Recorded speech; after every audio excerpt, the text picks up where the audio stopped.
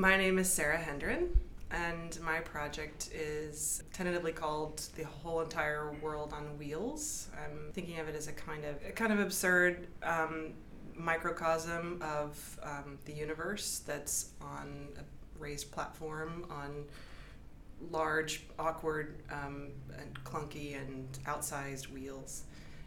I'm thinking of it now as a kind of public performance installation whereby I navigate public streets with this universe that is too big for its wheels, but is only transported by these imperfect wheels and is sort of exceeding the bounds of its platform and its categories.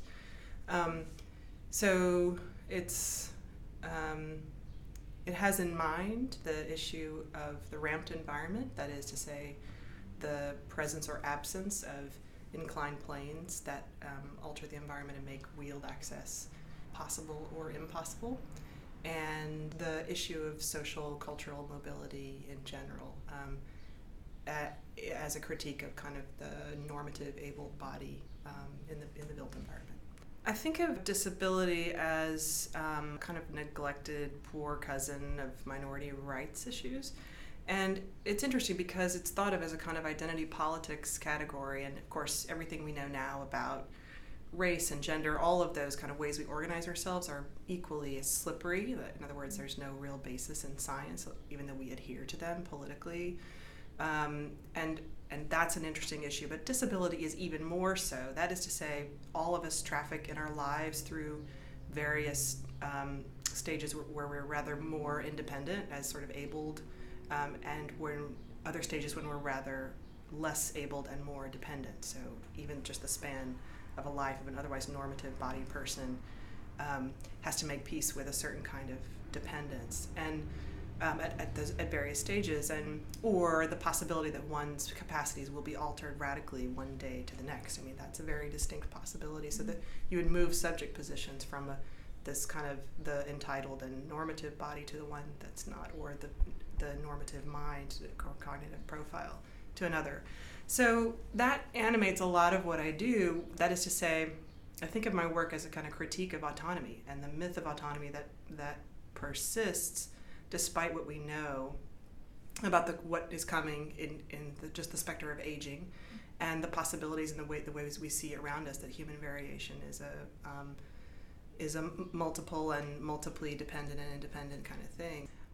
Because I proceeded with this project from an issue point of view, with Alfredo's kind of directives, I took the issue in an overly literal sense, I think. And this is, I think, probably a fraught kind of tension for people who are working in a political way and also in a poetic way. That is to say, it's easy when asked to generate any number of ideas, or precisely a big number of ideas. It was easy for me to go straight to the literal issue-based kinds of possibilities. So in other words, my first iterations had to do with workshops and community education and sort of staged conversations among stakeholders in kind of disability rights and this kind of thing. And it's not as though I've worked like that so much in the past. I was really dissatisfied with the fact that I was generating all of these kinds of possibilities. And in fact, at a certain point I thought, well, maybe my topic is too narrow or too kind of one-to-one, where I'm trying to address a political issue that doesn't have enough outward-looking resonances or universality to it, that kind of thing. So I ran up against some serious sort of hurdles in trying to get to this simple and elegant gesture. And that was something that watching Alfredo work, I mean, and I think it's, in a way, it's his style, and it's called for. It may be the kind of way I want to work. It may not be at various times, but I did appreciate his capacity to, and his directive to try to arrive at something simple and gestural that could also open out onto other kinds of possibilities.